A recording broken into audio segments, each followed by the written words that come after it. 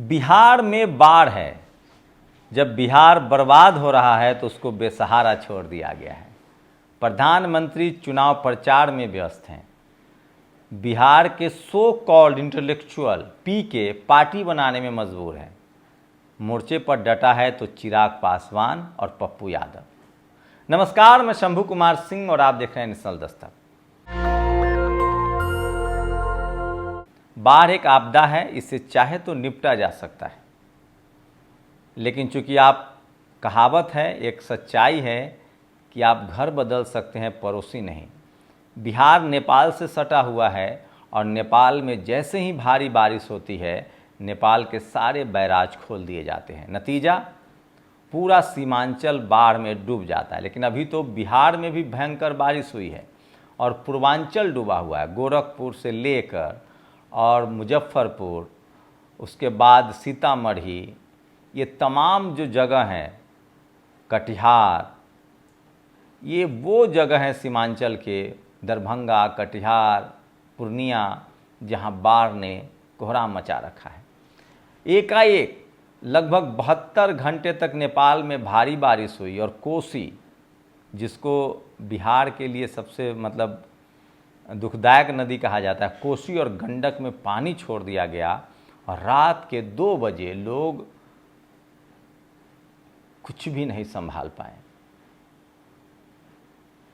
रात के 2 बजे पानी का जनसैलाब आया और सब कुछ बहा कर ले गया।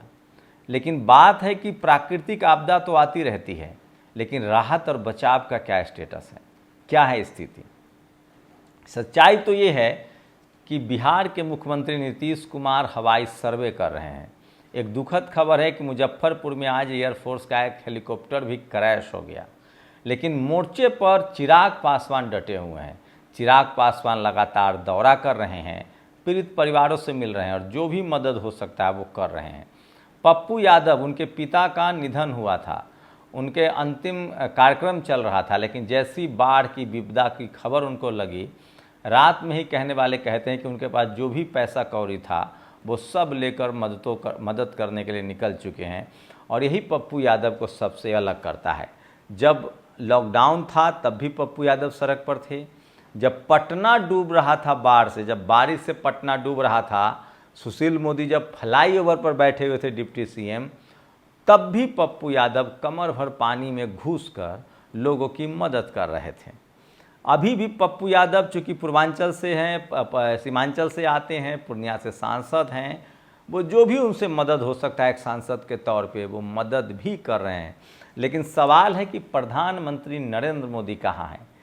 50,000 करोड़, 1 लाख करोड़, 1.25 लाख करोड़ का गला फाड़। इस बार भी नीतीश कुमार और बीजेपी गठबंधन की वजह से सरकार चल रही है, लेकिन सवाल है कि बिहार में कहाँ है? बिहार की स्थिति को ये देख नहीं रहे हैं। फिलहाल प्रधानमंत्री हरियाणा, जम्मू कश्मीर चुनाव में व्यस्त हैं। चुनाव प्रचार से फुर्सत मिलेगी तो पता नहीं वो जाएंगे कि नहीं जाएंगे, ये भी भविष्य के गर्भ में है, पता नहीं क्या करेंगे। लेकिन बिहार की बदहाली के लिए जो लोग जिम्मेदार हैं, उन सब को अब लोग सोशल मीडिया पर देख रहे हैं, पढ़ रहे हैं, लिख रहे हैं। ये सच है कि बिहार में बाढ़ के लिए नेपाल में जो भारी बारिश होती है उसको भी भुगतना पड़ता है। वहाँ से जब पानी आता है तो कोई बचाने वाला नहीं होता है और वो तेज़ धार में सब कुछ बहा कर ले जाता है। लेकिन उसके बाद जो राहत का काम है वो कम से कम सुचारू रूप से चलना चाहिए। लोगों को समय पर मदद पहुँचे, लोगों को समय पर खाना मिले, लोगों को समय पर साफ पानी मिले, ये सबसे बड़ा सवाल है। और ऐसे में सवाल है कि यूपी के बाद 40 एमपी बिहार से आते हैं, कई सारे मंत्री हैं, गिरिराज सिंह मंत्री हैं, वो कहीं दिखाई नहीं पड़ रहे हैं। चिराग पासवान मंत्री हैं, वो तो दिखाई पड़ रहे हैं। मांझी जी का चलिए उम्र का लिहाजा है, लेकिन हो सकता है वो भी गरीब शोषित समाज से वो है, लेकिन प्रधानमंत्री की निष्क्रियता कहीं ना कहीं खल रही है। सोचिए कि प्रधानमंत्री नीतीश कुमार तो फिर भी एरियल सर्वे कर रहे हैं, हवाई जहाज से सर्वे कर रहे हैं। अगर प्रधानमंत्री कम से कम एक सर्वे ही कर लेते तो उससे कम से कम ब्यूरोक्रेसी में अधिकारियों के कानों पर जू रेंगता और वो और तेज़ी से मदद करने के लिए लोगों को आगे आते। अगर रिपोर्टर की बात करें तो सरकार की चूँकि आजकल आलोचना नहीं कर सकते हैं, अंजना ओम कश्यप जो हैं वो सीमांचल पहुंची हुई हैं और वहां से वो रिपोर्ट कुछ दिखा रही हैं।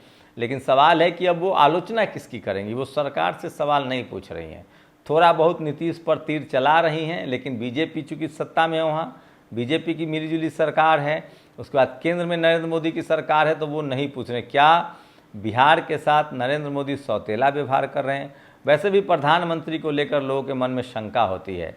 वो जय श्री राम कहते थे जब तक यूपी से 80, 70, 75 सीटें आती थी। इस बार यूपी ने उनको सीटें कम दी तो वो उड़ीसा चले गए और उन्होंने उड़ीसा का नारा लगाया था। तो ये उनका है। तो बिहार से क्या नाराज़ है प्रधानमंत्री, क्योंकि बिहार में फुल फ्लेज बीजेपी की सरकार बन नहीं पा रही है। तो ये भी हो सकता है, लेकिन उनको कम से कम देखना चाहिए था।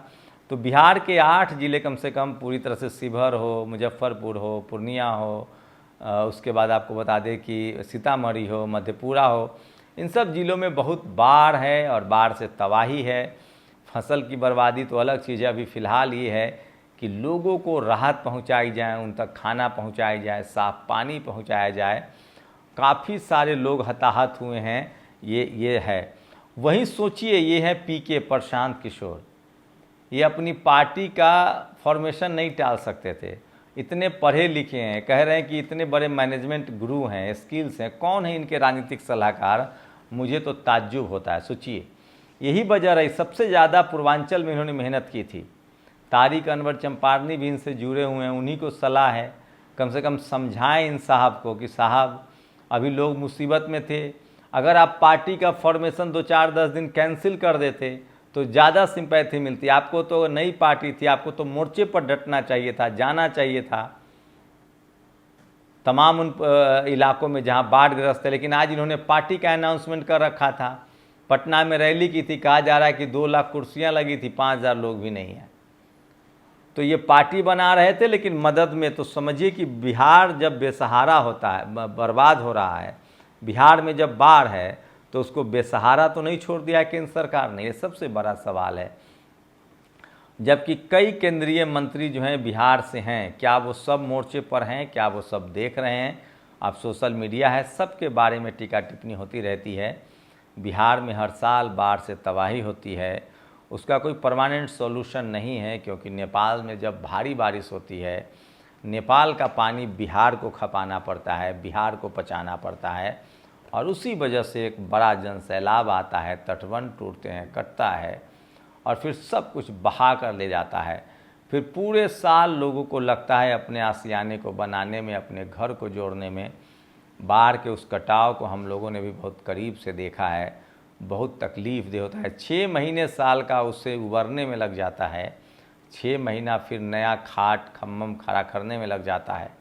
लेकिन सरकार की अगर मदद हो, कोई रोड मैप बने, सरकार ऊंची जगहों पर लोगों को घर दे, तटबंधों को मजबूत किया जाए तो कोई है। लेकिन हाँ, बाबुओं के अधिकारियों की बल्ले बल्ले होती है, बांध तटबंध के नाम पर मोटी वसूली की जाती है। कम से कम मैं गुजारिश करूंगा नेशनल दस्तक की तरफ से कि आप लोग इस समय जब बाढ़ से बिहार तबाह हो रहा है, 6 से 8 जिलों के लाखों लोग बेघर हो गए हैं, बेसहारा हो गए हैं, सर पर छत नहीं है। बाढ़ की तबाही का आलम यह है कि गाड़ियाँ डूब रही है, जिनका 1 मंजिल का छत है वो पूरी तरह से बाढ़ में डूब गया है, जिनके पास दूसरी मंजिल का छत है वो दूसरी मंजिल पर हैं। लोग सड़कों पर हैं, न खाने के लिए, न पीने के लिए।